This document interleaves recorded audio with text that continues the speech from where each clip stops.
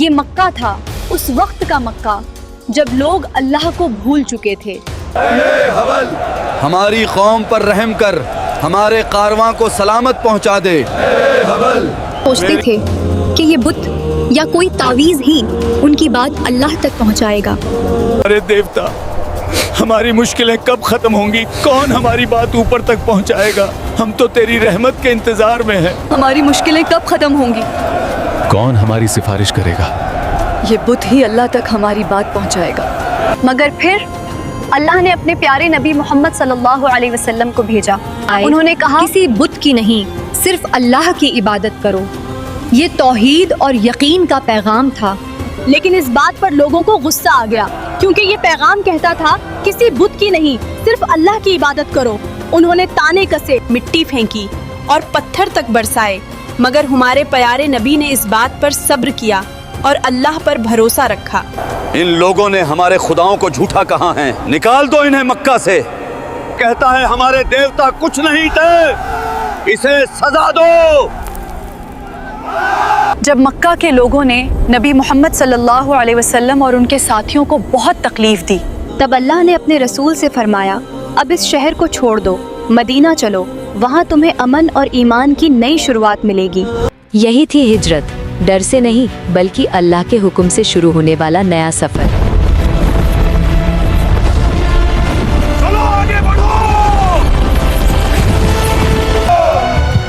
رحمان کا نام لو۔ ہجرت صرف جگہ بدلنے کا نام نہیں تھا، یہ ایمان کی نئی کہانی تھی۔ جو لوگ مکہ چھوڑ کر مدینہ آئے انہیں کہا گیا مہاجر، یعنی وہ لوگ جنہوں نے اللہ کی راہ میں اپنا گھر، اپنا مال اور اپنا سب کچھ چھوڑ دیا۔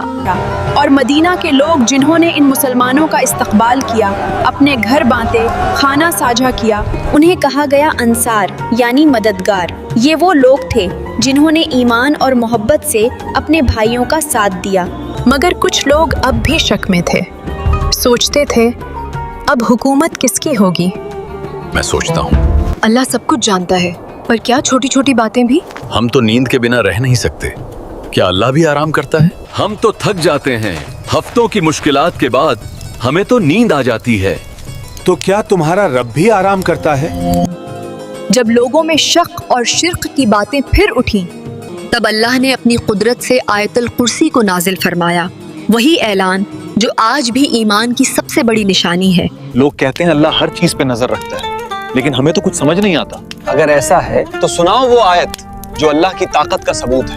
بسم اللہ الرحمن الرحیم، اللہ لا الہ الا هو الحی القیوم، والحي القيوم لا تأخذه سنة ولا نوم، له ما في السماوات وما في الأرض، من ذا الذي يشفع عنده إلا بإذنه، يعلم ما بين أيديهم وما خلفهم ولا يحيطون بشيء من علمه إلا بما شاء، وسع كرسيه السماوات والأرض ولا يؤوده حفظهما وهو العلي العظيم۔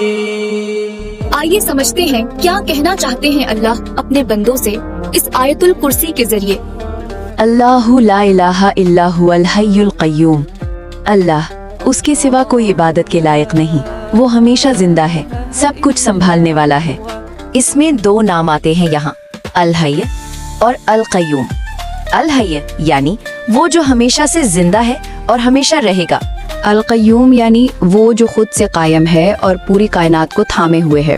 ذرا سوچئے، آپ کا دل دھڑک رہا ہے، زمین گھوم رہی ہے، ستارے اپنی جگہ پر ہیں، کیوں؟ کیونکہ القیوم نے انہیں پکڑ رکھا ہے، ایک پل کے لیے وہ چھوڑ دے تو سب بکھر جائے گا۔ اب یہاں دیکھیے اللہ کیا سمجھانا چاہتے ہیں اپنے بندے کو، لا تاخذہ سنۃ ولا نوم۔ ہم انسان کتنے کمزور ہیں، 24 گھنٹے بھی لگاتار جاگ نہیں سکتے، ہمیں ریچارج ہونے کے لیے نیند چاہیے، لیکن اللہ اس نے فرمایا اسے نہ اونگ یعنی ڈراؤزینس آتی ہے۔ آج دن بھر تھک گیا ہوں، اب بس تھوڑا سکون چاہیے۔ لہو ما فی السماوات و ما فی الارض، آسمانوں اور زمین میں جو کچھ ہے سب اسی کا ہے۔ हम कहते हैं ये घर मेरा है, ये गाड़ी मेरी है। असल में हम सिर्फ किराएदार हैं। अल्लाह कहता है जो कुछ आसमानों में है और जो कुछ जमीन में है सब उसी का है।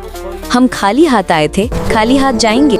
ये मेरा घर है, ये गाड़ी भी मेरी है, पर असल में मन जल्लज़ी यशफ़ाउ इंदहु इल्ला बिइज़्निही, कोई उसकी इजाज़त के बिना उसकी बारगाह में सिफारिश नहीं कर सकता।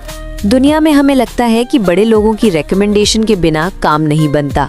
हम डरते हैं पावर से, लेकिन अल्लाह फरमाते हैं कि कौन है जो उसके सामने सिफारिश कर सके बिना उसकी इजाज़त के? सिफारिशों से नहीं, काम अल्लाह की मर्जी से होता है। क़यामत के दिन बड़े से बड़े पैगंबर भी डरे हुए होंगे। कोई बोलने की हिम्मत नहीं करेगा जब तक अल्लाह इजाज़त न दे। यालमु मा बैना ऐदीहिम व मा खल्फहुम, वो जानता है जो उनके आगे है और जो उनके पीछे है। हम अक्सर परेशान होते हैं फ्यूचर को लेकर, कल क्या होगा, मेरी जॉब का क्या होगा। अल्लाह कहता है वो जानता है जो उनके सामने है और जो उनके पीछे है। आपका पास्ट जो आप भूल चुके हैं उसे याद है, आपका फ्यूचर जो आपको नहीं पता उसे पता है। तो टेंशन क्यों, जब बेस्ट प्लानर ने आपकी लाइफ प्लान की है तो ट्रस्ट रखें। जब बेस्ट प्लानर ने प्लान किया है तो टेंशन कैसी? वला युहीतुना बिशैइन मिन इल्मिही इल्ला बिमा शाआ, लोग उसके इल्म में से कुछ भी हासिल नहीं कर सकते सिवाय इसके जो वो खुद चाहे। इंसान आज मार्स पर पहुंच गया, एआई बना लिया। हमें लगता है हम बहुत नॉलेजेबल हैं, लेकिन अल्लाह ताला क्या इरशाद फरमा रहे हैं इस आयत में, हमारा सारा नॉलेज समंदर में से एक बूंद के बराबर भी नहीं है उसके नॉलेज के सामने। हम सिर्फ उतना ही जानते हैं जितना उसने अलाउ किया है। इंसान मार्स तक पहुंच गया, एआई बना लिया, लेकिन अल्लाह कहता है वो उसके इल्म में से सिर्फ उतना जानते हैं जितना वो चाहे। वसिया कुर्सी हुस समावाती वल अर्द, उसकी कुर्सी यानी सत्ता या हुकूमत आसमानों और जमीन पर छाई हुई है। और फिर आती है वो लाइन जिस पर इस आयत का नाम है कुर्सी। हमें लगता है कुर्सी कोई चेयर होगी, नहीं। सहाबा बताते हैं कि सातों आसमान और जमीन अल्लाह की कुर्सी के सामने बस ऐसे हैं जैसे एक बड़े से रेगिस्तान में एक छोटा सा छल्ला पड़ा हो। सोचिए, हमारी जमीन उस रेगिस्तान में शायद रेत के एक जर्रे बराबर भी नहीं, तो हम किस बात पर अकड़ते हैं? हमारी औकात ही क्या है उस रब के सामने? वला यऊदुहु हिफ्ज़ुहुमा व हुवल अलीयुल अज़ीम, आसमानों और जमीन की हिफाजत उसे थकाती नहीं और वो सबसे ऊंचा, सबसे बड़ा है। इतना बड़ा यूनिवर्स, बिलियंस ऑफ गैलेक्सीज, क्या अल्लाह थक जाता होगा इन्हें संभालते हुए? और उसे इन दोनों जमीन और आसमान की हिफाजत थकाती नहीं, उसे कोई फटीग नहीं होती। वो अल अली है, सबसे बुलंद, वो अल अजीम है। अगली बार आप डर महसूस करें या खुद को कमजोर लगे ना, तो आयतुल कुर्सी पढ़िए, सिर्फ जुबान से नहीं, दिल से। मैं हूँ आपकी होस्ट जुबिया मुस्तकीम। जज़ाकल्लाह खैर।